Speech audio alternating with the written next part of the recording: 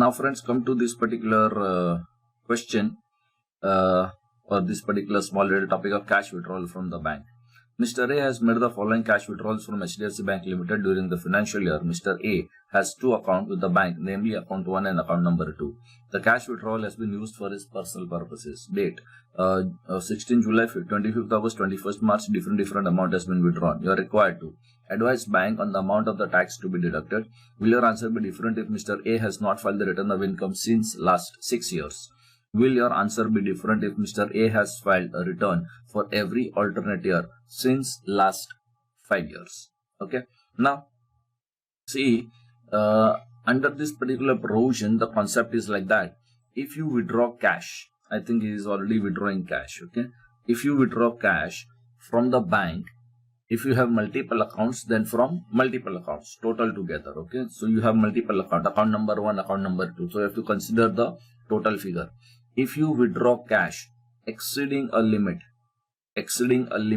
then the TDS provisions will be applicable. Okay. And the TDS provision will be applicable on the excess figure. That is a specific unique feature of this particular section. The TDS will be applicable on the excess figure. Okay. And now there is one more combination here in this particular section that see, this is your previous year in which you are doing this cash withdrawal transaction. Before year 1, before year 2 and before year 3. Okay. If all the before years, 3 before years, okay, if you have not filed a return of income, then the limits are going to change. Okay. I repeat, if all the 3 years you did not file a return of income, all the 3 years, then the limits that how much beyond how much withdrawal then TDS will become, that limits will change. Otherwise, the basic structure of the section and everything will remain as it is. Now, see, I have already given you in our simplified form. Okay. The amount is basic limit is 1 crore rupees. That means amount aggregate during the year. If you withdraw from one or more account, exceeding 1 crore rupees, then it is a 2% TDS. But this 2% is applicable only on the excess figure. This is a very specific thing which is provided in the section. Okay. However, if you have not filed a return of income for 3 years, all the 3 years before the previous year, okay, in that particular case, the basic limit is 20 lakhs and the TDS is whatever is amount more than 20 lakhs that you are withdrawing of that 2%, and the amount, if you cross 1 crore limit also, then for the excess figure, it is going to be 5%, the TDS provisions. Okay. So this is how the TDS has to be implemented. Okay. Now, one of the point here is that all the 3 years. Okay. Now, if you see this particular question, see, in one of the combination is that he has not filed a return since last 6 years. That means last 3 years too he has not filed. Okay. So this will be a situation where the special limit, that is 20 lakhs limit, will be applicable. Okay. For the purpose of TDS calculations. And if Mr. A has already filed the return every alternate year since last 5 years, that means all 3 years it is not a case that he has not filed the return of income. So answer of third will be similar to answer number 1. Okay. In other words, the 20 lakhs limit and 20 to 1 crore and 1 crore and above for TDS purpose, that particular limit will be applicable only if the return has not been filed for all the 3 years for the previous year, before the previous year. Now, see, this is Barrack provision. I'll just bring to your notice because that is a place where some students are likely to do a mistake. Okay. So, see, normally this particular provision says that amount which is in excess of 1 crore rupees, that is your limit. Okay. Amount in excess of 1 crore rupees during the previous year. Okay. From one or more account. Okay. At the time of payment, deduct equal to 2%. Okay. Of. Now this is very important point. Of the sum which is exceeding 1 crore rupees. So correctly here in this particular section, the TDS will come only if there is amount withdrawal in excess of the specified limit. Okay. And if all of the 3 years, okay, immediately preceding the previous year, all of the 3 years, okay, if all the 3 years you have not filed the return of income, in that particular case the different limits will be applicable. That means a higher TDS will come into picture. Then the same to same section with the necessary modification you will apply with the higher limits. Okay, higher limits in the sense that the lower limits, so that the higher TDS will come into picture in absolute terms. Okay. Now, come on. Answer to the first and the third will be same, that you have already, I guess, that understood. But only thing that for the third answer, you may write a small little note saying that all the 3 years it is not a case that he has not filed. That means for some years out of last 3 years he has filed the return. So situation is similar to point number 1. Okay. Now let's see the immediate calculation. Okay. The bank amount tax to be deducted. Okay. So on the 50 lakhs, somewhere on 16 July, no TDS because of not crossing a limit of 1 crore. Then on 25th August, total figure is 75 lakhs. Again, you are not crossing the limit of 1 crore rupees. Okay, so no TDS. On 21st of March, now total is going to be 110 crores. So now the TDS will come. Okay, so how much did you cross 1 crore rupees? Okay, so amount in excess of 1 crore rupees is 10 lakhs. Of that, you multiply it with the TDS percentage and you get the TDS. This will be the answer in the first situation. Okay, now the second situation. Okay. In the second situation, see, the limit is going to be only 20 lakhs. Okay. Keep those pages handy with you. Okay. So, in the second situation, because he has not filed the return since last 6 years, that means the last 3 years he has not filed the return. Okay. So, see, the limit is 20 lakhs.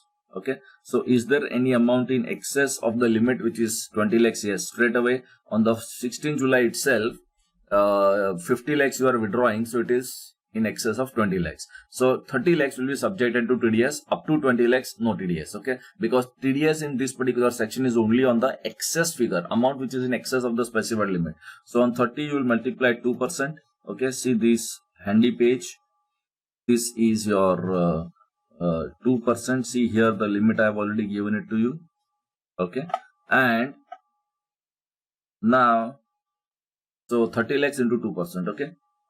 Now the total is, when on 25th August, total is going to be 75. So anyway, it is more than 20. So entire 25 now will be subjected to 2%. Okay. Now on 21st of March, total is 110. Okay. So now for 25 lakhs, I will take it into 2% category. And whatever is the amount in excess of 1 crore rupees, that is 10 lakhs, I will multiply with 5% TDS. This is how my TDS for the cash withdrawal from the bank will come into picture. Okay. Now, that's the final answer. So update your answer fully. Okay. Now, come to the third situation, and that too, will your answer be different if A has filed the alternate? I already told you that here you will write a note. That answer will be same as, okay, answer will be same as 1. The reason being that all the 3 years he has not filed the return. That is not the situation, because alternate years he has filed, no? So which alternate, at least 1 out of 3 years, so you might have filed the return of income. Okay. That means the higher TDS provisions will not be applicable in such a situation. That is point number 3. And the calculation was, it is same as point number 1. Now there is only one small little, what should I say, little bit of a debate which is possible. Okay. Now see here, this is 35. Okay. So I have broken up 35 into 25 plus 10. Okay. Since I have already broken up 25 plus 10 up to 25 lakhs 2%, and above is 10 into 5%. Okay. There can be an alternate view possible that by the 35 as a transaction, I'm already crossing the limit of 1 crore rupees. So the entire 35 I may multiply with 5%. Okay. This can be alternate view which is possible, but I will not like to go with that particular view. I will like to go with the amount in excess of, because everywhere the law says TDS is on the amount which is in excess of, and therefore accordingly the tax should be deducted. Now friends, come to the discussion of commission and brokerage. Friends, before I go into the discussion with respect to commission and brokerage, there is that way a very simple discussion here, but there is one very fundamental concept that you have to understand it very, very carefully. Otherwise, this part of the discussion is damn simple. Keep this particular page open, and 1 second. Okay.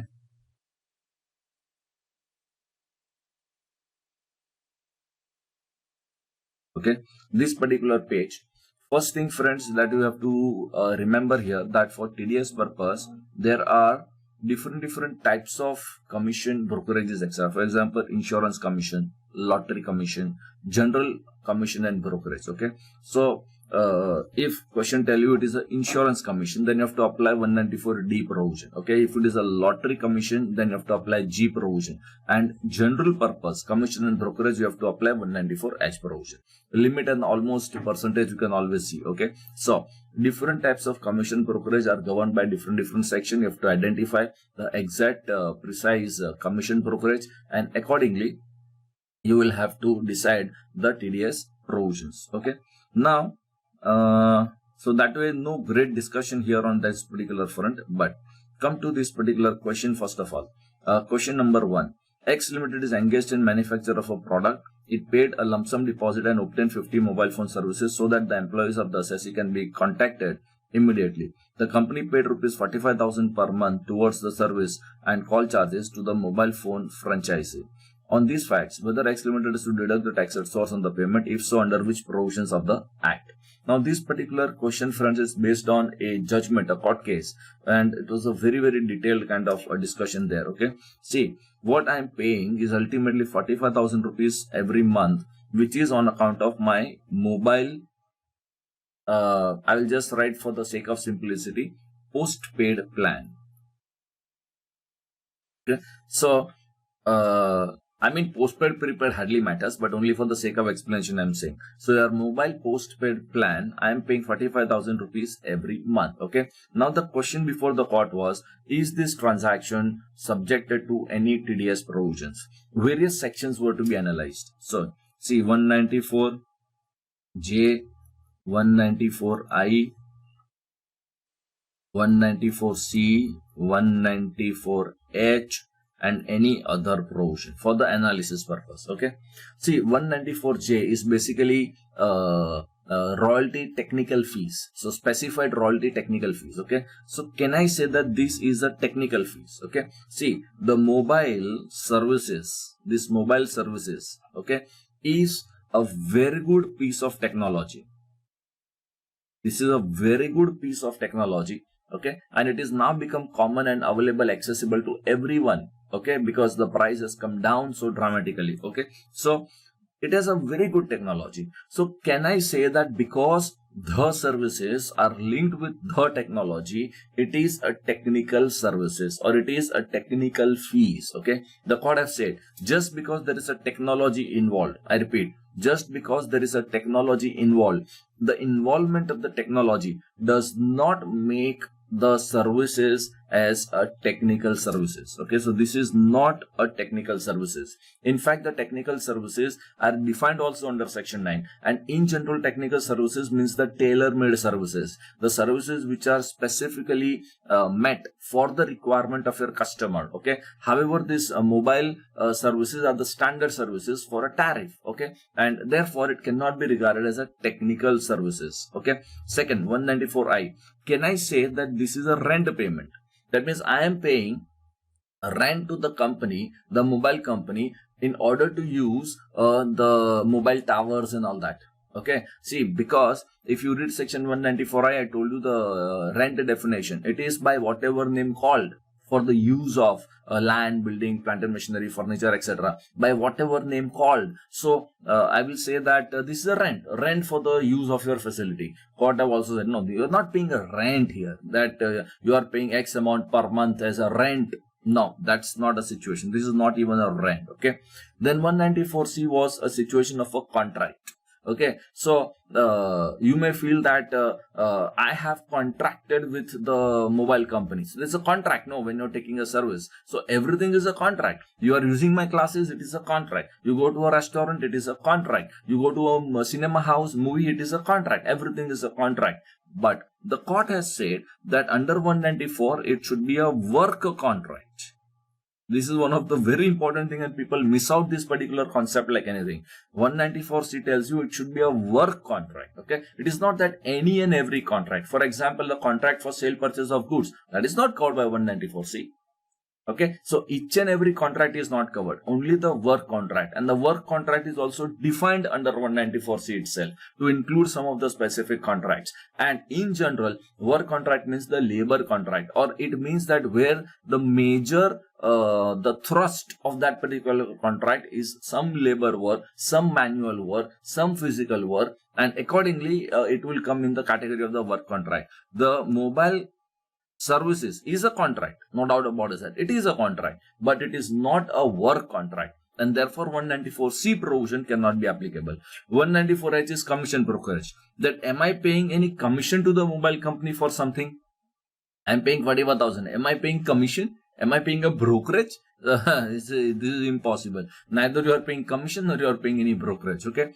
Any other section of this particular chapter, that means a TDS chapter, can it fit into this particular situation so that you will say TDS will apply? The courts have clarified. No other sections are applicable with respect to such transactions, and therefore the TDS is not applicable. Put it differently, the TDS will be applicable only if and only then if there are specified transactions. For each and every transactions, these kind of TDS provisions are not applicable. I repeat, the TDS provisions are applicable only if there are specified transactions. For each and every transaction, the TDS provisions are not applicable. Now, answer is over.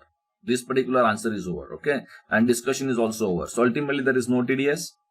Okay. Now see, if you want to answer it formally, whether X Limited has to deduct the tax at source. Now it is not required. Now, if so, under which provision? Since it is no, it is no question of answering this point number 2. Okay. Now, remember one thing very, very carefully. Okay. A sale and a buy transaction. A sale and a buy transaction. Okay. In general, I am telling you. That means I am selling my goods to you. Okay, and you are selling your goods to someone else. Okay, these kind of outright transactions, outright sell and buy transactions will not have any TDS implications. I repeat, it will not have any TDS implications in general. However, there are some exceptions, and there will be some exception, but I'm telling you a very, very general thing, that a outright sale and outright purchase, okay, we normally call it as a P2P transaction on a principal to principal basis, normally will not attract any TDS obligations. Question number 2. While Limited has paid 5 lakhs as sales commission to X on non-resident who acted as its agent for booking orders from various customers who are outside India, the assessee has not deducted the tax at source on the commission payment for the year. On these facts, decide whether the commission is chargeable to tax in the hands of X in India. Decide about deductibility of the commission payment in the assessment of X Limited. Okay. Now, the first thing that you have to remember very, very carefully. However, rarely this kind of, what should I say, a fundamental questions normally will come into picture, but keep that in mind. This is a payment which a company is making to a non-resident. Okay. No doubt it is something which is labeled as a transaction is a commission payment. Okay. But in this particular situation also, see, 194H provisions will not come because it should be a payment to a resident person. Okay, so 194H provision first of all will not be applicable. This is one of the very clear-cut situation that you have to remember. In fact, this particular question is more directly linked with international taxation, and these kind of facts are more in detail discussed at the much more higher level. But from the TDS point of view, 194H provisions are not applicable in the given circumstances. However, that since the payment is to a non-resident, TDS provision will be applicable. Only 194H is not applicable. The number will change. But 195 section will be applicable, which is a general purpose section for the TDS with respect to non-resident. And section 195 says conceptually that if the amount is taxable in India, then the tax is deductible in India. I repeat, if the amount is taxable, that means Y Limited is paying to X. So, is Mr. X taxable in India for the receipt of this particular money? If yes, the tax should be deducted. Okay. Now, ultimately, we have to go to the taxability. That is the fundamental concept under section 195. 5. Okay. Now see, this Mr. X was acted as agent for booking orders from various customers outside India. So this gentleman, Mr. X, is booking all the orders, customers also outside India, and he's a non-resident. Okay. So for this gentleman, nothing is accrued in India. Nothing is accrued in India. However, the receipt of money, the data whether it is received in India, not received, is not given to us. So we assume that nothing is also received in India.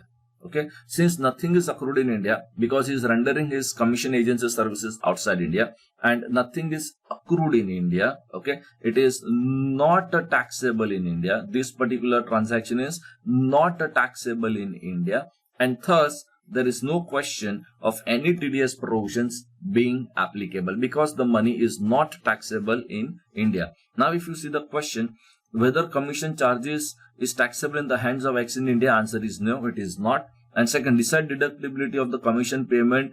So any TDS, since it is not taxable, there is no TDS requirement in this particular front. Come to the next question.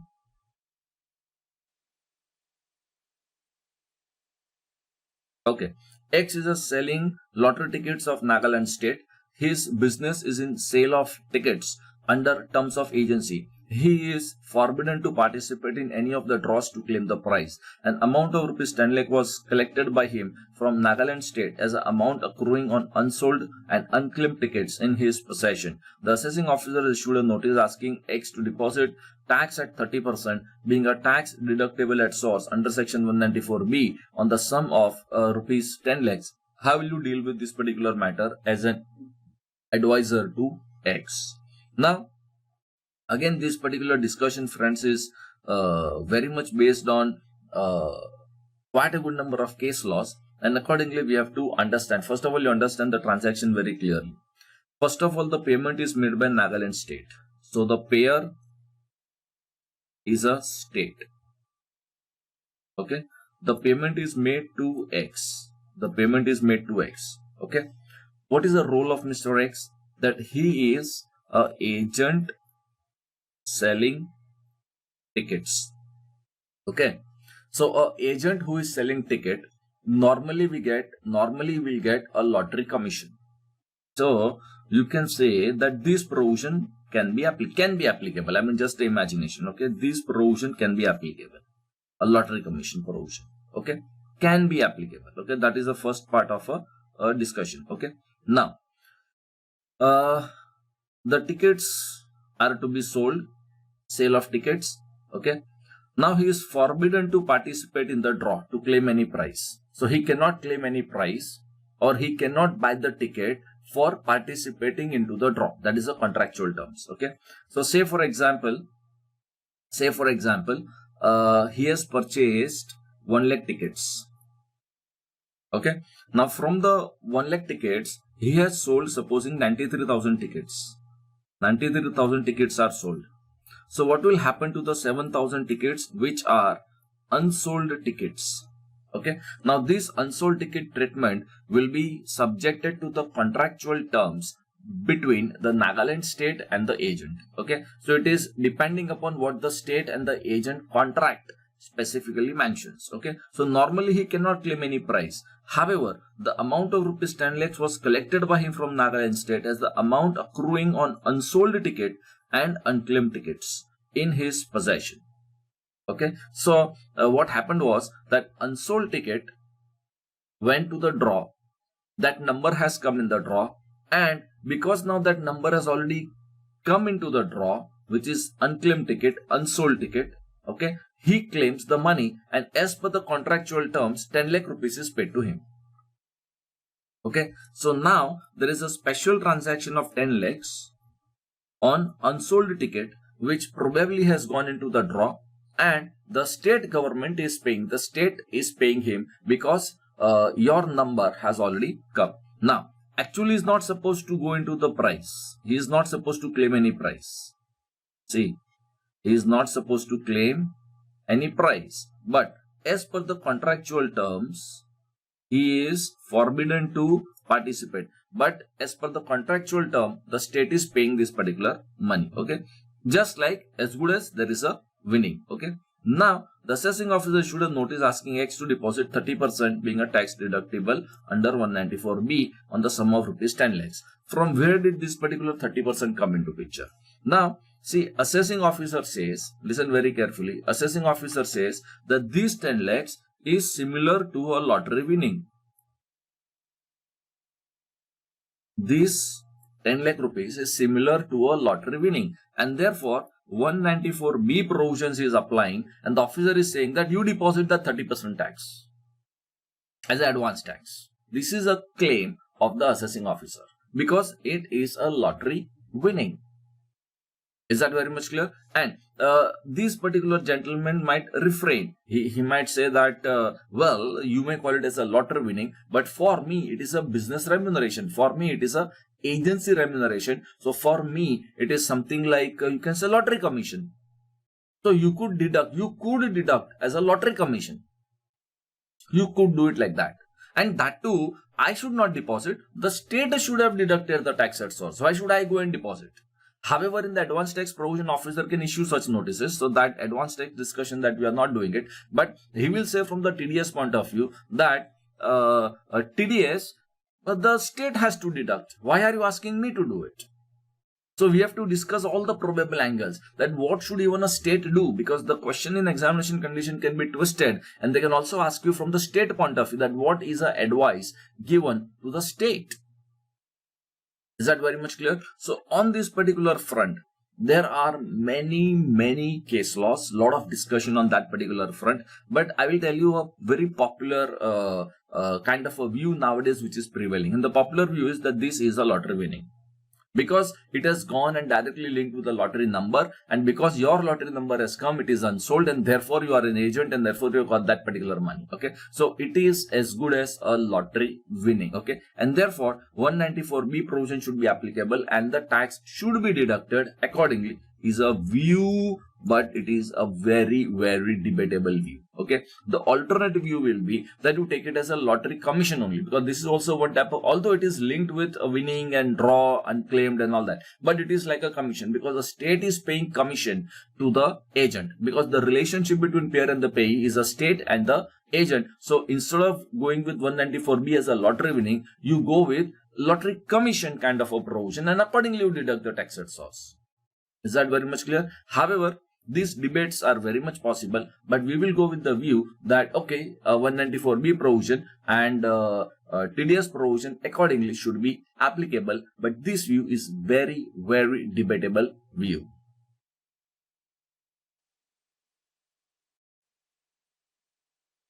Now friend, come to this particular question number 4. Explain in context of the provisions contained in chapter 17 of the Act, and also work out the amount of the tax to be deducted by the payer in the following cases. Payment of rupees 3 lakh by Extent Company to High Event Company for organization of a debate competition on subject of preservation of rural heritage of Rajasthan. Profit commission paid by reinsurance company 1 lakh to insurance company after the expiry of the term insurance where there was no claim during the treaty. Z, a part-time director of ABC Private Limited, claim paid an amount of 25,000 as a fees, which is actually in nature of commission on sales for the year. Okay. Now all simple provisions. See, first of all, the payment is of rupees 3 lakhs to event management company for organizing a debate. So this transaction is directly covered by 194C. The amount is already crossing the limit of 194C, and accordingly you have to deduct the tax at source. Okay.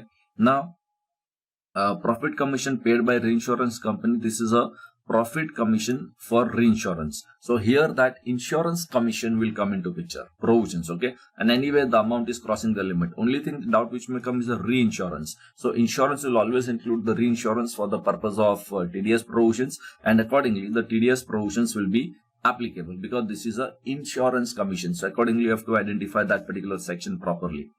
Point number 3. Z, a part-time director of ABC Private Limited, is paid an amount of rupees 2,25,000 as a fees, which is actually in nature of commission. Now this is a confusion. See, a part-time director, so it is a director's remuneration, but it is named as a commission. I repeat, a director remuneration which is named as a commission. Now, because commission name comes into picture, you will say 194H provision may come into picture, and the director's remuneration under 194J is a specific provision. And one of the very unique thing and a special thing about 194J, let me tell you, is that under 194J, there is no basic limit which is provided with respect to director's remuneration. Or specifically, I've already explained at that time also, but I once again repeat. No basic limit is provided there. So first of all, you have to identify the section, because rate can be different, basic limits can be different. However, in the given case, the amount is a handsome amount, so that anyway, I think both the sections limit we are going to cross, but that can make the difference sometimes. Now, in this situation, I will go with director's remuneration because it is specifically provided under 194J. So I will not go with the general purpose provision of the commission under section 194H, and accordingly, I will do the TDS compliances. Now come to this particular question, question number 5. B Airways Limited sold ticket to travel agents Mr. Amit in India at minimum fixed commercial price INR 3000. The agent were permitted to sell the ticket at a higher price, however up to maximum published price of 4000 rupees. Commission at the rate of 9% to fix the commercial price was payable to the agent of the airline company, on which the tax was deducted under section 194H by the company, and commission at the rate of 11% on the price above minimum fixed commercial price, on which the tax is not deducted. Mr. Amit has sold 3,500 such tickets at a price of INR 3,100. The assessing officer raised the issue further, liability to tax deduction at source on the amount of difference between the actual sale price and minimum fixed commercial price by treating the additional special commission in the hands of the agent. Whether the contention raised by the assessing officer is tenable in law, critically examine. Whether your answer will be different if Mr. Amit acquired 3,500 tickets at ATA concessional rate of 2950 per ticket. Okay. Now, first of all, understand this particular question, and question involves one very good concept of this particular topic of commission brokerage. Okay, and this concept very important even in real life and even in the examination. Now see, there is a minimum fixed commercial price of 3000, something like a minimum price at which you have to sell it, and there is a MRP, that is a maximum price. Okay, and maximum price is 4000. So minimum price at which you have to sell is 3000, which is fixed. Maximum price at which you can sell one ticket, that is 4000. Commission is 9% fix for commercial price was payable to the agent of the fixed commercial price. That means whatever is the minimum price, 3000, of that 9% is paid to you. So you're already getting 9% of 3000 as a commission per ticket. Okay, on which the tax is deducted. So I'm already doing TDS compliance under 194H because it is a commission payment. Okay, and commission at the rate of 11% on the price above the minimum fixed commercial price, on which the tax is not deducted. Now comes the problem. Now, if I sell a ticket for more than 3000 rupees, so airline company is going to get 100 rupees extra. I have sold ticket for 3100. So I am selling ticket at 3100 rupees. So I am getting 100 rupees more for the airline company. So of that, 11% is the commission. Of that, 11% is the commission. Okay. Now on this extra commission, we call it as a special commission or additional special commission, whatever name that you want to give. On this extra commission, the TDS compliances have not been done.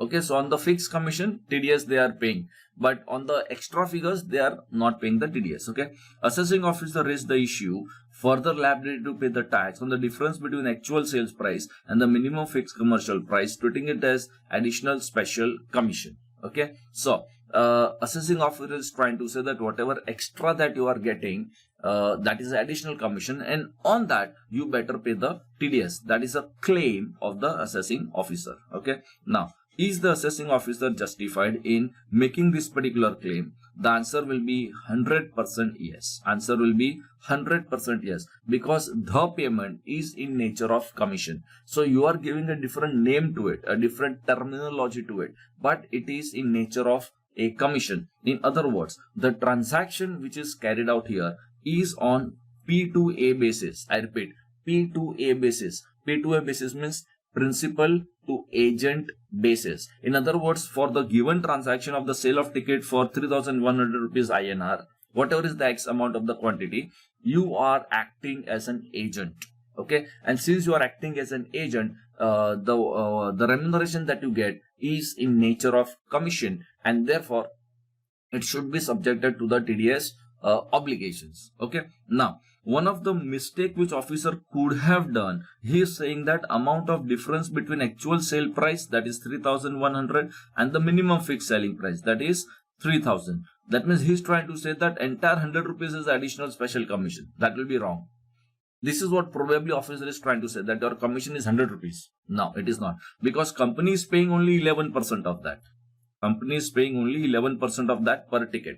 Okay, so that one small little comment, that commission figure which the officer is trying to calculate, that is not justified. That can be stated as a comment in this particular answer. Okay, now understand this principal to agent transaction. I guess that you have already understood this principal to agent transaction, and since it is a principal to agent transaction, the TDS on the entire this thing should be applicable. So whatever tax you have already deducted and paid, you can ignore that figure, but on the extra figure you have to deduct the tax at source. So working wise, I will do the entire total TDS burden. Okay, because this is not that kind of a detailed question. This is a total TDS burden. This is how we will do that particular calculation in the answer. Okay, now understand a concept which is very, very important. Okay, principal to agent transaction.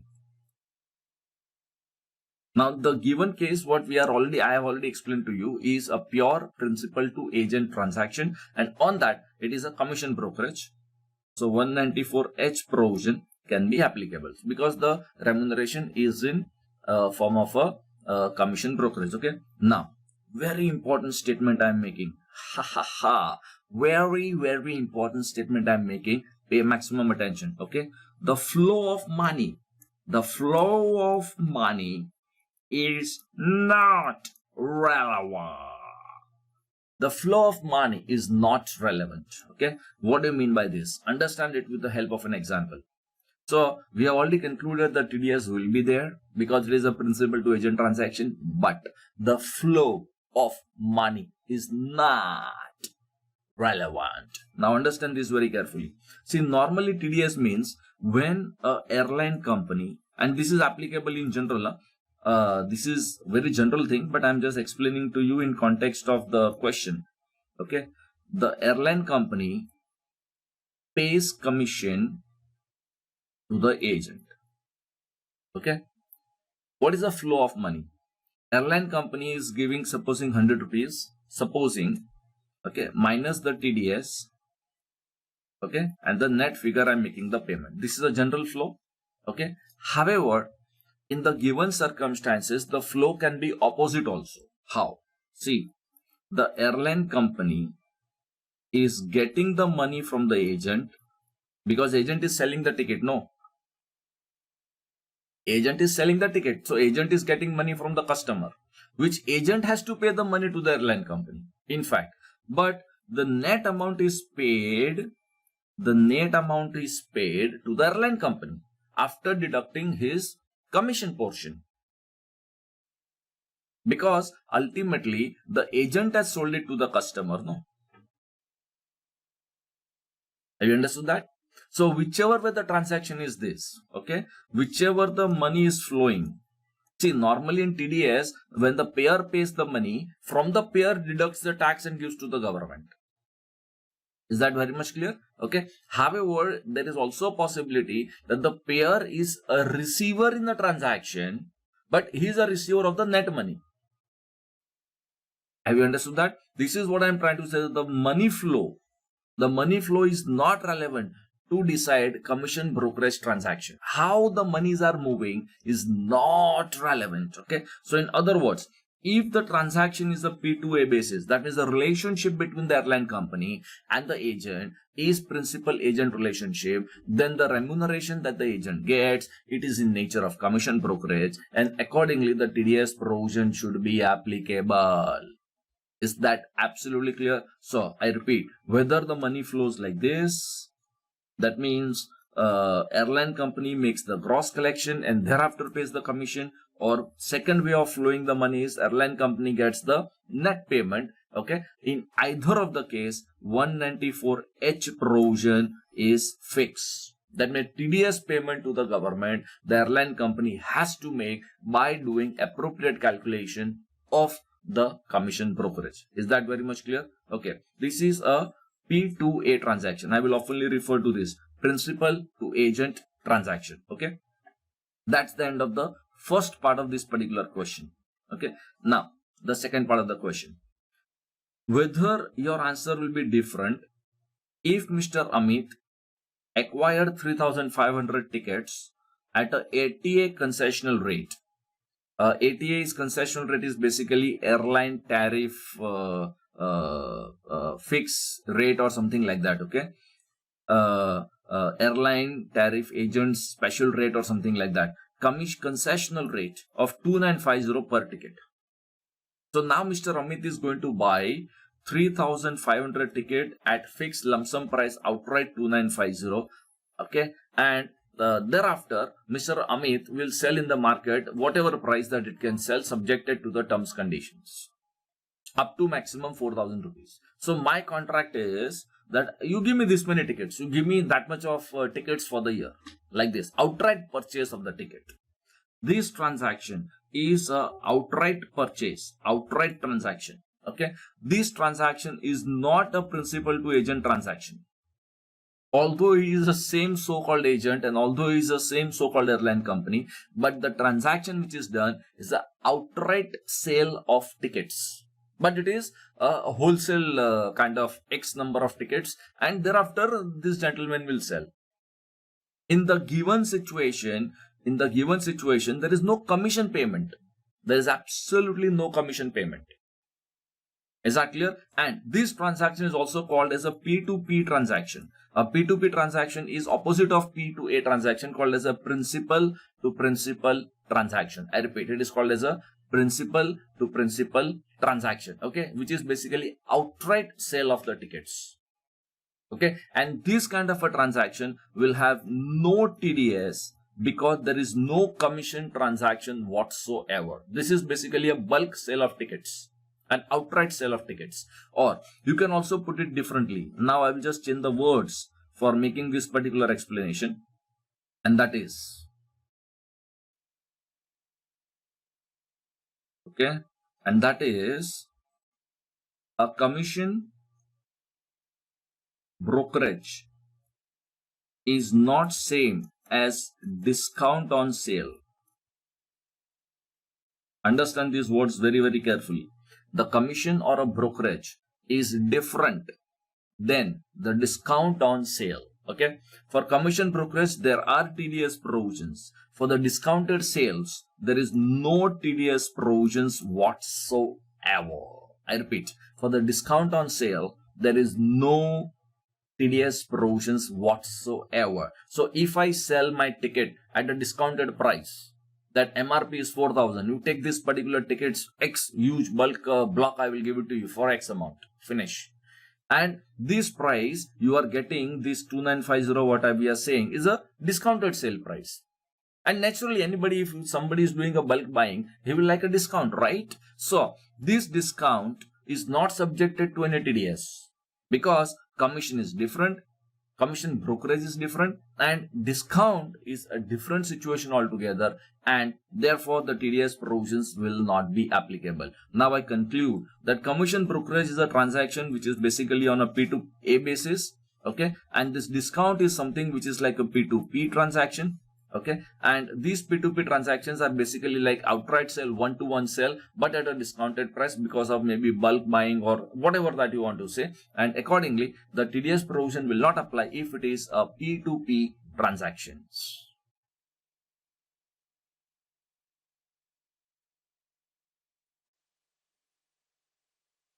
Now friends, come to this particular question, question number 6. A commission of rupees 50,000 retained by the consignee ABC Packaging Limited is not remitted to the consignor XYZ developers while remitting the sale consideration. Examine the obligation of the consignor to deduct the tax at source. See, I already told you, first of all, the money flow is not important. Alright, the money flow is not important. Okay, so what is important is whether it is a P2P transaction or it is a P2A transaction. Okay, so money flow is possible both the ways, that I as a seller or as a consignor, I may collect the full money and thereafter give the commission, or I can get a net payment. So whichever way, the money flow is not important. Here the important thing is whether the consignor and the consignee, okay, these two people are principal to agent or not. That means the transaction is on commission basis or not. That is very important. Okay. So in the given case, whatever that they are remitting is net sale consideration or something like that. But have you to deduct the tax at source? Yes. 194H, looking at the situation that it is a principal to agent relationship and it is not a outright sale of goods. Had it been that I am selling X quantity for fixed price and I am giving you discount on sales, okay, so that is a different thing. It is basically the sale of goods at a discounted price, okay, so that would have not been subjected to TDS, but it appears that in the given question it is not on a P2P basis, it is on a P2A basis, and therefore the TDS provision should be applicable. However, answer to this type of question, you have to write both the ways actually, that had it been a outright sale of goods, had it been a P2P transaction, then no TDS, and had it been P2A, then the TDS provision is applicable. But looking at the circumstances in the question, it appears that it is more of a P2A transaction, and accordingly TDS provisions should be applicable. Now come to this particular part, and question 1.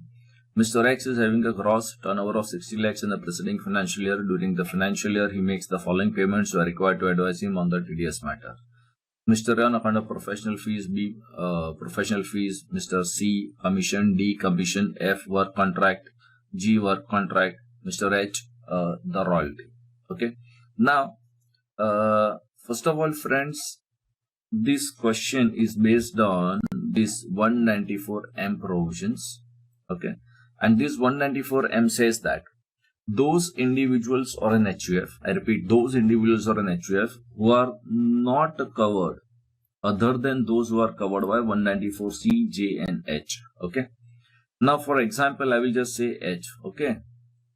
Say J has come. Okay. Say J. Okay. So in the J, only those individuals or an HUF will be covered only if the turnover exceeds a limit in the preceding financial year. If your turnover does not exceed a limit in the preceding financial year, then those individuals or an HUF who are paying the specified money will not have any TDS obligations to do. I normally say that the small individuals or an HUF do not have TDS burdens in the specified sections. Okay, this is how I always say. Okay, so for those people who are not covered by these three specific section, okay, who are not covered by these three specific section, and this individual or an HUF makes the specified payments exceeding a very high limit, then the TDS provisions appropriately will be applicable. Okay, so first part in the question, see, his gross turnover is how much? Only 60 lakhs. So in the preceding financial year, so naturally that C, H and J provisions are not applicable because his turnover is less in the preceding financial year. So for him, normally those sections will not be applicable, and that is the reason 194M provisions will be applicable. Okay. Now in that particular case, let us check that particular limit C, 194M provision. Okay. Now those people, I'm just using a bracket little bit, other than those people who are covered by C, H and J. Okay. Other than those people, individual or an HUF, and if you are making any payment on account of work contract, okay, any commission, okay, of course not being an insurance commission or a brokerage or a professional fees, okay, then you have to deduct the tax at the rate of 5%. So this is what you have to do. Okay, and no deduction is required if during a financial year, okay, the amount paid to the resident person do not exceed 50 lakhs of rupees. So it's a very high basic threshold limit in this particular section. Okay, and three types of transactions are covered here. See, these types of transaction is work contract, commission and professional services. Okay, these are the types of transactions covered. Now first of all, in the question you see subject to basic limit, professional fees okay, commission okay, work contract okay, but the royalty is not covered by the section itself. Okay, the royalty transaction is not covered by this particular section 194M by itself. So for that, there is no question of any TDS. Okay, then the amount, if it exceeds the basic limit, that is 50 lakhs. So this is exceeding, so on that TDS will be there. So TDS will always be on the entire amount unless and until otherwise specified. For 25 lakhs, no TDS. For 35,000, no TDS because commission is covered. Now work contract 52 lakhs, there will be a TDS. And work contract 6.5 lakhs, no TDS. And no, this was a commission, no, 52 lakhs commission, yeah. So that will be subjected to TDS, and the work contract 60 lakhs will be subjected to TDS. So these are the transactions subjected to TDS, and other transactions will not have any TDS implications. TDS on account of salary. Question number 1, why is working with AB Limited is entitled to salary of 45,000 per month? He has a house property which is self-occupied. He pays interest of rupees 80,000 on a loan. The loan was taken for construction of the house. He has notified his employer AB Limited that there will be a loss of 80,000 in respect of this house property for the year. Now friends, first of all, let me tell you that TDS on salary is a very, very unique section, section 192. That way it is a lengthy section, but understand hardcore basic, very simple. Okay. Moment you are talking about TDS on salary, listen very carefully. You will have to compute your gross total income, total income. Okay. So the entire salary computation you have to do. Then gross total income, total income. Okay. For the salary I am telling you. Okay. Then on that you have to calculate the tax liability. Okay. Whatever the tax liability is coming, okay, of that 1 by 12 on a monthly basis, you will have to deduct the tax at source. The tax liability including surcharge, cess, everything. Okay. So your net tax liability on a 1 by 12 basis, on a monthly basis, you will have to keep on deducting. Okay. Now supposing some employers join in between the years, so they will not be exactly on a 1 by 12 basis, but you have to do it on a monthly basis. Okay. Now first thing, imagine a practical problem and a practical answer. Okay. See, salary is something which is paid on a monthly basis. So April, May, June, July, that way. Okay. Now, in the month of April, you are paying, supposing this 45,000 rupees. Okay. Now, in the month of April, how will you know that what is going to be a gross total income for the entire year? See, the actual gross total income is a figure which you get on actuals at the end of the year. Have you understood that? And since you get it on an actual basis at the end of the year, okay, how can you get the amount of the tax slab, this tax in the month of April? You just can't get it. Okay, and that's the reason there is a very unique part of this particular section which says that this tax is calculated on a fair estimated basis. It is always calculated on a fair estimated basis. In fact, this is an ongoing process for the TDS purpose. In the month of April, you will know 45,000 I am paying. So you assume that 45,000 for the entire year, if you pay, what would have been the tax liability, and accordingly you could deduct the tax at source. Something like that. You keep on doing that. Okay. And depending upon your employee, that who is getting how much salary and what amount that is getting and all that kind of situation. So the entire working front, this 1 by 12 basis, is on a fair estimated basis. Keep that in mind. Okay. Secondly, the TDS figure can be increased or decreased anytime. TDS figure can be increased or decreased anytime. Now, for example, supposing in the month of October, the company is paying some very heavy amount of bonus to the employee. So straight away the income will shoot up. Your fair estimate in that month itself will shoot up like anything. So what you will have to do in that month of October, in which you are getting straight away heavy bonus, straight away you have to deduct the tax at source in that particular month on the higher amount. So the increase decrease is possible anytime, depending upon, supposing some employee during the year got promoted. So when got promoted, now salary figure will change. You have not seen the future, no. So when the figures keep changing, that month, because TDS is on a monthly basis. Okay. The next point, in the month of the March, that means your last month TDS. Okay, you have to be very careful. It has to be matching a tax liability. There is a total tax liability. The total tax liability has to be tallied, logically tallied in the month of March. So in the month of March, your last TDS will be there. The last TDS payment will be there. So your total tax, then total TDS so far, and the balance TDS in the month of the March, so that the total tax burden is already cleared off to the government. So that last month working, you got to be very precise, and it will be purely on actual basis. Okay, so this is how you have to understand this particular point.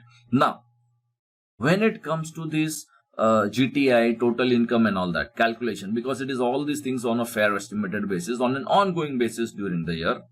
Okay, there is a possibility that the employee might have got losses, might have got other incomes.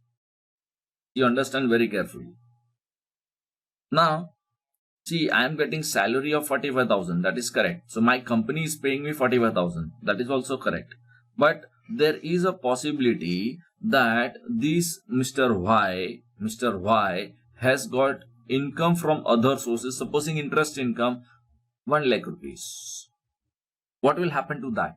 Because you want the net tax liability logically. So these income, if any, as per the law, Mr. Y is duty bound to inform the company. You have to inform to the company that, sir, by means of in writing letter, you have to give to the company HR department that this is my income from other sources, supposing interest income, and on this interest income the TDS figure is also X amount, if at all any. So all the data you have to give, so that the gross total income computation which the corporate HR department will do, it will be on actual and it will be full and final.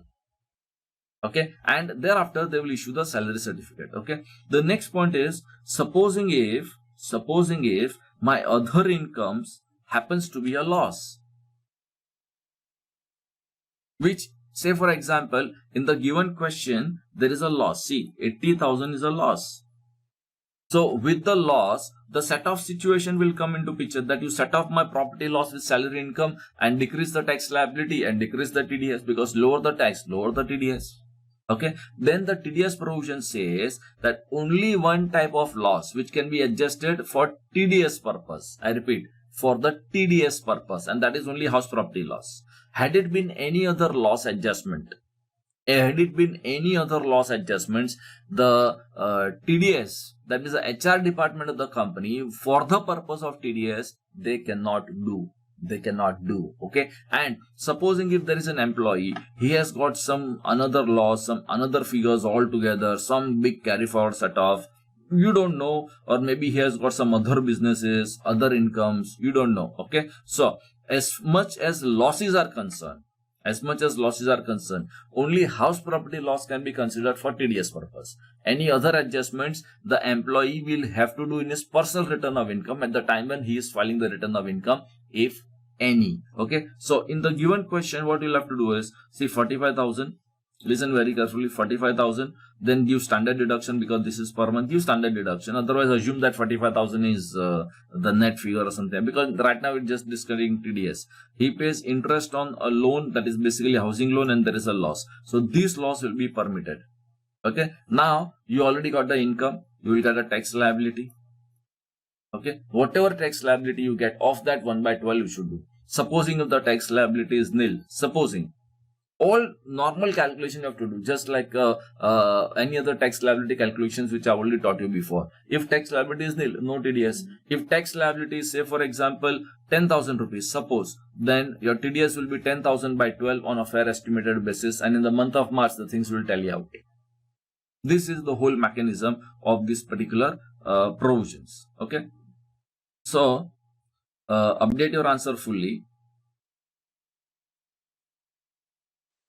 Okay, and I will just do one more working also, that, say for example, if my salary figure is not just 45,000, but say for example if it is 4,50,000 per month. Okay, so that you will know that 1/12 and all that mechanism and all that. So both the way working I will do with the same facts, 45,000 per month and 4,50,000 per month.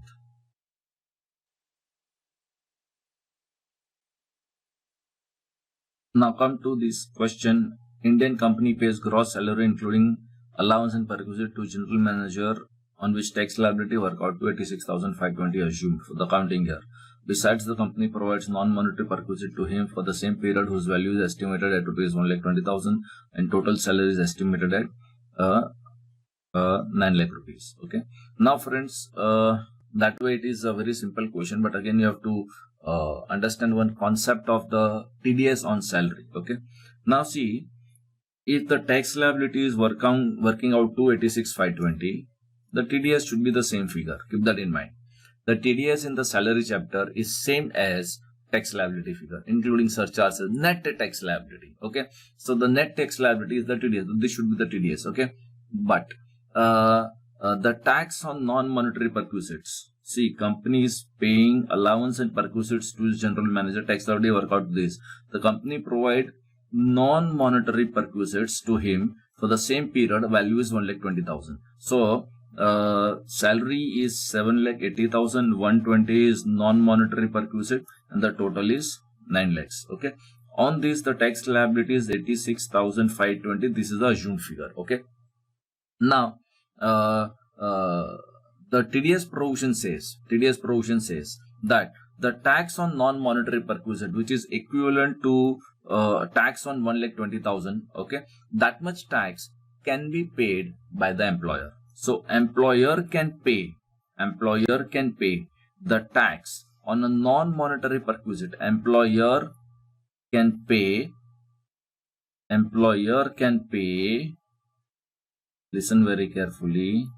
The employer can pay the tax on non-monetary perquisite optionally. If he wish to pay, he can pay. Okay. And that much tax if he pays, and that particular tax on non-monetary perquisite which is paid by the employer will be exempt in the hands of the employee.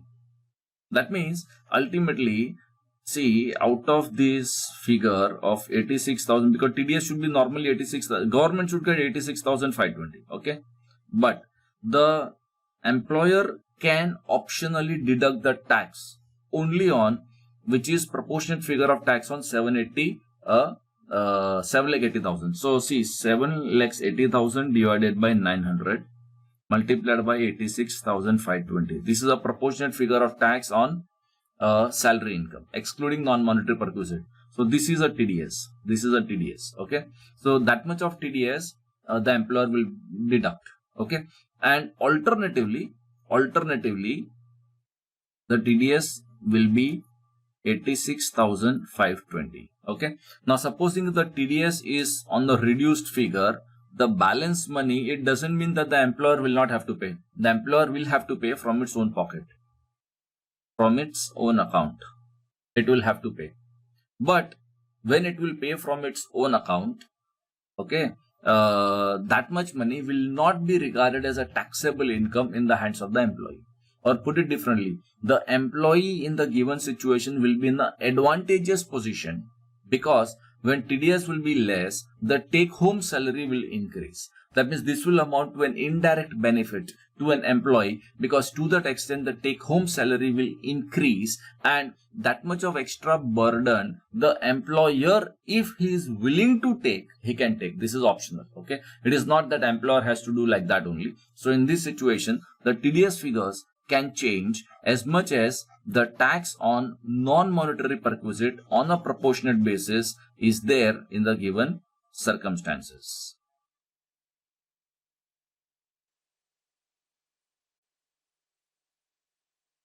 Question number 3. X Limited is an eligible startup, paid net taxable salary for the year amounting to rupees 18,40,000 to the account of Q, the employee, in its books of accounts on March 31st. The Q has not furnished the information about deduction under Section 80C. Salary includes perquisite of 10 lakhs on account of sweat equity option exercised by the employee Q during the year. However, Q has furnished data about net house property loss of 50,000 and interest income of 12,000 and business loss of 60,000. Now friends, in this particular question, from the assessment year 21-22 and onwards, there is one special benefit which is given by the law to the employees of the eligible startup. Okay. So, employees of the eligible startup, in our question it is Q. Okay. Whatever comes the tax on ESOPs, sweat equity option. Okay, whatever the tax on ESOPs that come into picture, tax on ESOP, keep that in mind. Okay, it can be deferred. It can be deferred to 4 years. That means in the current year you will not pay. You will not pay this particular tax. That means to that extent even TDS will not be there. But tax on this sweat equity option. Okay. However, technically it says that if during this period of 48 months the employee sell the shares, or if the employee gives the resignation, in that case at that point in time you have to pay the tax. So it is like 48 months or the sale of shares by the employee or the employee's resignation, whichever is earlier event. Okay. Now in that particular case, to that extent, there is a deferral which is given in this particular TDS provisions, that means a tax provision, as a relaxation, as a benefit to the eligible startup. Okay. All other TDS thing will remain as it is. Okay. So now see, in this case, he is already giving you the information about house property loss. The house property loss can be allowed for TDS purpose. I am saying this is all tax liability calculation. We are doing it for TDS purpose. Interest income we will consider, because whatever extra data is available, we have to consider that. And business loss, normally business loss can be adjusted against the interest income. Normally, business loss against salary income is not permitted as per the set of carry forward chapter. But this business loss cannot be considered in any calculation for the TDS purpose. So I am telling you this tax liability calculation for the TDS purpose. Is that clear? So your salary is 18,40,000, which includes 10 lakhs. Then you will consider house property loss, and you will consider 12,000 as the income. Okay. Then you will get an calculation of tax. You will do. Listen very carefully. Whatever tax you will get, you do it on an average basis. Okay. So because 10 lakhs is your sweat equity. So do it like that. That if it is 10 lakhs out of the total income. Okay, something like that, you do that particular working. Okay, so total income 10 lakhs is included on account of sweat equity. So on that, how much is the tax on a proportionate basis? Have you understood that? So this is how you can say this much is the tax. This much will be the tax on 10 lakh rupees. Okay, and this much tax will be deferred. That means to that extent there will be no TDS. In the current year there will be no TDS. Okay, and in the current year there will be no payment of tax in the current year.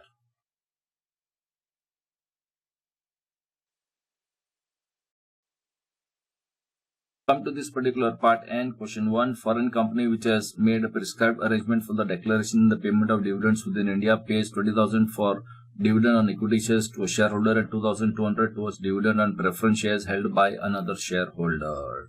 Now friends, dividend transactions are very simple, subjected to the TDS. Now only one thing, I think this particular page you can come to where this basic limit and all that is available with respect to the dividend. Just make one small correction. It is an Indian company or the company which has made the prescribed arrangement for the payment of dividends, or the company which has made the prescribed arrangement. So dividends, that is a corporate dividend or mutual fund. Okay, in that particular case, the TDS provisions will be applicable if there is any payment which is made to a resident person.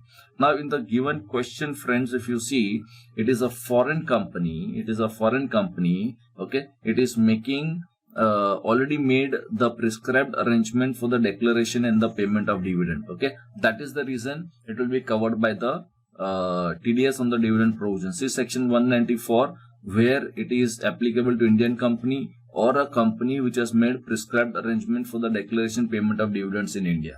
Okay, so in this particular case, just see the basic limit. Now there is no big deal. Damn simple provision. So on 20,000 rupees, apply the TDS provision, and 2,200 rupees, which is less than the limit, then you apply the TDS provisions accordingly. However, for the dividend, whether the payment is made in cash, then there is no basic limit and all that. So basic, you can see it from that particular table, no big deal. Okay, so on 2,200 rupees, I will say that no TDS. Okay, and everywhere now here the assumption is that the transaction is not in cash. Okay, and so no TDS, and on 20,000 rupees you straight away pay the TDS burden in this particular. Although it is a foreign company, but because you have made a prescribed arrangements, you will be subjected to the TDS provisions. Now come to these e-commerce transactions TDS. Question 1. Amazon Inc. is an e-commerce service provider in India. It has following participant and you are required to advise whether any taxes to be deducted out of the transactions. Particulars: Mr. A, resident in India, participant company D in India, participant Mr. X, resident, participant Mr. B, non-resident. Will your answer be different if A, X or B do not provide PAN number or the Aadhaar to Amazon Inc.? Okay. Now, first of all, you understand this particular scope of this particular transaction, which is subjected to the TDS. Okay. First of all, any TDS under 194O is applicable first of all on the gross amount. Okay. If any, you should know the gross amount to go ahead. What is the gross amount? Okay. Say for example, e-commerce operator Amazon. Okay. Customer C. Okay. And the seller to the Amazon. Okay. Now this customer can pay the money. This customer can pay the money to the Amazon, and then Amazon will pay me the money after doing its commission adjustment and all that. This is one way of routing the transaction. Okay. The second way of having a transaction is, this is one method by which I can get the money. Another way is the customer will directly pay me the money. This is second mode of payment possible. Okay. So the gross payment is whether I get the money, that means I get my collection from Amazon, or I get the money directly from the customer. Okay, this is a gross amount. Okay, so gross amount will be considered at all the places for the purpose of TDS on account of e-commerce transactions. Okay, that is number one. So everywhere it is given, see, sale of goods amount collected from Amazon, the sale of goods amount collected from customer. So total figure will be considered as a gross figure at the appropriate places. Okay, that is number one. Okay, then number two, in this particular situation, the basic limit. Okay, the basic limit, friends, basic limit in general, there is no basic limit. In general, there is no basic limit. However, there is an exception. If individual or an HUF who has already provided PAN number or the Aadhaar number, okay, then there will be a basic limit of rupees 5 lakhs. Okay, and that is one of the note which, see, I have already given it to you in our simplified form here. Okay, basic limit is not there. This is our TDS provisions. Okay, and the gross amount is less than 5 lakhs is a limit for individual or an HUF who should have provided a PAN number or the Aadhaar number. So individual HUF providing PAN number, Aadhaar number, only then this particular basic limit will be applicable, that too only for individuals or an HUF and not for any other type of the e-commerce participants. Now, e-commerce operator and e-commerce participant definition that you should know basically, but I think that whatever is the general, understanding, the same thing, but I'll just tell you the definitions. C194O, e-commerce operator and e-commerce participant. Okay, so anyone who is owning, operating that digital platform for the procurement of sale of goods, services and all that. And e-commerce participant means a person resident in India. This is very important. Person resident in India selling goods or providing services or both through these digital platforms. Okay, so the participant has to be resident in India, and accordingly the TDS provisions will be applicable. But remember one thing very, very importantly. Supposing if a participant is a non-resident, then we will say that 194O provision, that means this particular section will not apply. This provision 194O will not apply for e-commerce participant. Okay, but that doesn't mean that TDS will not be there. Keep that in mind. If participant is non-resident, then for non-resident we have a general platform of TDS, that is section 195. So under 195 TDS can be applicable. Keep that in mind. Okay. So if I say that under this particular section, resident person will cover. So non-resident people should not feel great. Yeah, no TDS for us. It is not like that. For you also there is a TDS. It's not that it is not there, but the section numbers will change. The application will change. The rates can change. Okay. And accordingly, the TDS provisions are to be made applicable. Okay. Now straight away, once you have got this particular basic understanding, one last word which I will tell you here. See here, the transaction of sale of goods as well as services. Okay. Everything or both. So sale of goods, services, everything is covered by this particular provisions. Now come directly to the question. Okay. So Mr. A is resident, so he is a participant. So you have to check the gross figure. Okay. Compare it with the limit. Okay. We are assuming that Mr. A would have provided a PAN number and or the Aadhaar number as the case may be. Only then the basic limit will apply. Otherwise, basic limit of 5 lakh rupees will not apply. Okay. So apply that particular basic limit, and on the gross figure you will have to calculate the. So total is how much? 8 lakhs and 50,000. Okay. So your TDS figure will be on 8 lakh 50,000. Okay. Then for company there is no basic limit. Okay. So for the company who is a participant, okay, you have already furnished the PAN number, so that's okay. Take the gross figure, that is the total figure, and apply the TDS provision. Now Mr. X is a resident in India. Now he is doing sale of goods. Mr. A was doing goods, company was doing services, but goods are also covered, services are also covered. Okay. So take the total figure. Now Mr. X has already provided the PAN number right now, that we have already understood by default, and therefore apply the basic limit. The transaction is not going beyond the limit, and therefore the TDS provisions will not apply. Therefore the TDS provision will not, because it is less than the limit.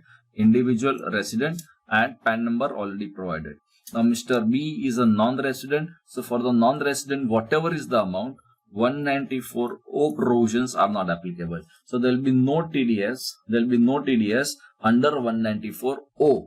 However, that does not mean that there will be no TDS at all. So depending on the situation, section 195 can be applicable, but we do not have that appropriate data in this particular question. So I will say that 194 section will not be applicable, and therefore there will be no TDS under 194O. Okay. Now, will your answer be different? Listen very carefully. Will your answer be different if Mr. A or Mr. X or Mr. B do not provide a PAN number or Aadhaar number to the MSOB? Okay. Now, supposing if they do not provide any PAN number or the Aadhaar number, okay, they are individuals or individual HUF category. Okay. In that particular, first of all, there will be no basic limit. Okay. So now they will be subjected to the TDS provisions. Okay. That is a first point. See, this particular gentleman, Mr. Which gentleman, that less figure, no? Mr. X. See, Mr. X. Okay. So for Mr. X, we said that there was no TDS. Okay. Now there will be a TDS for him. Although now amount, the gross amount is less than the limit. So TDS provision will be applicable. That will be the first implication. Okay. There will be no limit for either of the situation.